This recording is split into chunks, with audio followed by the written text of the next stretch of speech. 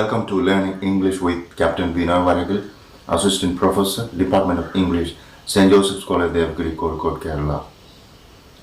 Often people ask which book to read. This is a big problem because there are lots of books and each day thousands of books are published worldwide and people are confused what to read. Which author is the best? Which book is the best? Which book should I read? Which should I recommend? Such questions come. And the answer is very easy, but often people do not know the answer. And I would say, read books which win awards, like the Nobel Prize, the Booker Prize, the Pulitzer Prize, the Sahitya Academy Awards. Such books are the books you have to read. And today I'm introducing a book which you must read. Anybody must read. Everybody has to read. And it's a wonderful book. And the book is the 2020 Booker Prize winning title by Douglas Stuart. And the name of the book is SHUGGIE BAIN. So you have to read the beautiful book SHUGGIE BAIN, and it is the debut novel of Douglas Stuart, who was born and raised in Glasgow. After graduating from the Royal College of Art in London, he moved to New York City, where he began a career in fashion design. And this novel has been praised by a lot of critics and a lot of reviewers. I would read some of the reviews on SHUGGIE BAIN of Douglas Stuart, and the reviews and the comments on the book will help you to understand the significance of this title, the 2020 Booker Prize winning title, SHUGGIE BAIN. Let us listen to the comment of the judges of the Booker Prize.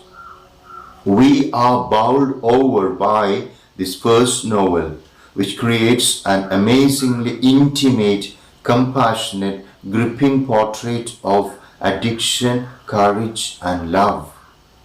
Now, what the New York Times tells, according to the New York Times, SHUGGIE BAIN leaves us gutted and marveling. Life may be short, but it takes forever. Now, let's listen to what Washington Post says.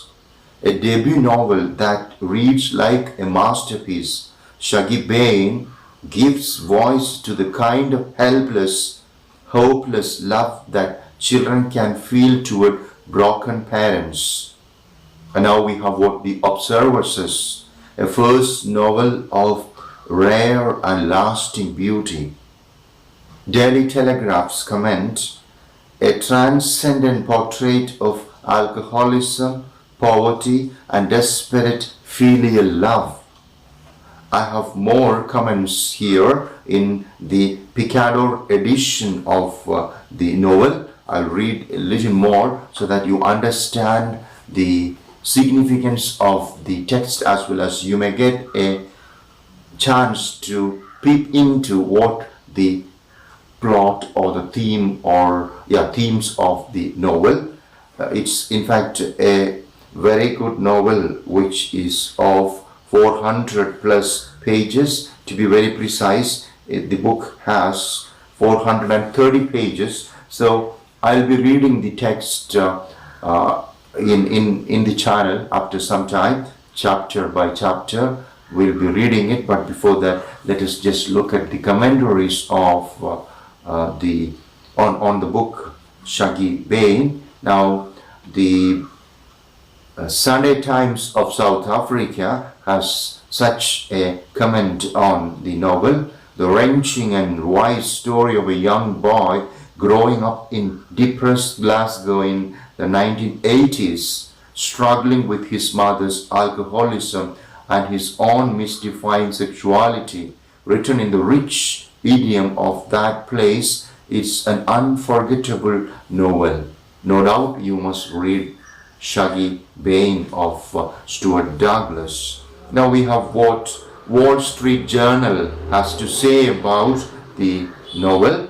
A tale of dependency and ruined dignity in 1980s Glasgow. Agnes Bain is unforgettable. The portrait of Agnes Bain is unsparing. Mr. Stuart vividly inhabits the city's dialect and vocabulary, powerful. It's the obstinate Bain pride that prevents this novel from becoming a wallow in victimhood and gives it its ruined dignity. Now we have what the Newsday says. It's a long comment. Newsday's comment. A boy's heartbreaking love for his mother, as intense and excruciating to read as any novel I have ever held in my hand, set in Glasgow and its declining surrounds from 1981 to 1992.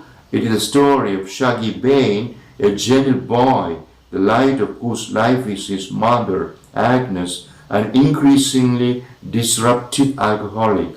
The heartbreaking futility of this, the boy's perpetual state of anxiety and dread, is almost unbearable. Year after year, in one humiliating incident after another, the woman's self-centeredness, desperation, and degradation are displayed.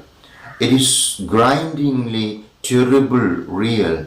The book's evocative power arises out of the author's talent for conjuring a place, a time, and the texture of emotion, and out of its language, which is strewn with Glaswegian argot sodden with desolation and misery. This is a hard, grim book, brilliantly written, and in the end worth the pain which accompanies reading it. And now we have the comment of Opera Magazine, a small comment. Douglas Stuart's magnificent debut is a portal to the rough streets of 1980s Glasgow, ravaged by economic hardship. Shuggie Bain is far from a feel-good read, but its richly rendered events will give you a lot to talk about. That is the comment by Opera Magazine. And now we have the beautiful novel. Okay, it's dedicated to Douglas Stuart's mother. You can see that for my mother, it is dedicated to his mother. And wonderful novel. You have to understand that this novel is written in 5 sections. Section 1 is 1992, the South Side, 1981, Side Hill, 1982, Pithead, 1989, the East End, and 1992, the South Side. So there are, we have 5 sections. There are 5 sections, and the incidents from different periods make this beautiful novel, rather the plot of the beautiful novel. And I'm just reading the very opening paragraph for you who haven't read this novel, so that of course you feel the real literary quality of the novel, and you will grab a copy. Otherwise, of course, you will have to wait for me to read it in my channel. Now, the opening paragraph. The day was flat. That morning his mind had abandoned him and left his body wandering down below. The empty body went listlessly through its routine, pale and vacant-eyed under the fluorescent strip lights, as his soul floated above the aisles and thought only of tomorrow. Tomorrow was something to look forward to. Shaggy was methodical in setting up for his shift. All the pots of oily dips and spreads were decanted into clean trays. The edges were wiped free of any splashes that would go brown quickly and ruin the illusion of freshness. The sliced hams were artfully arranged with fake parsley sprigs, and the olives were turned so that the viscous juice slid like mucus over their green skins.